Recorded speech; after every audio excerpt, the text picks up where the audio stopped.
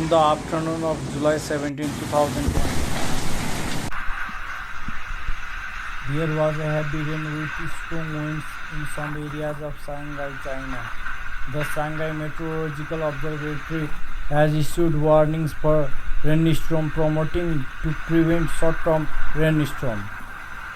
Some local residents says that the heavy rain was accompanied by strong winds, knocked down the trees and suppressed the car. A big tree on Middle Lane Road was also blown down.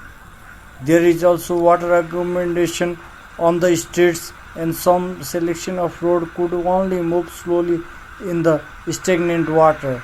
The maximum cumulative rainfall was 90 mm and the maximum hourly rain intensity was 65.6 mm. The high temperature weather has also eased and the temperature in some precipitation area has dropped by 10 degrees Celsius. At present, the yellow warning of strong winds and the yellow warning of thunder and lightning in Shanghai are still alert. Thanks for watching.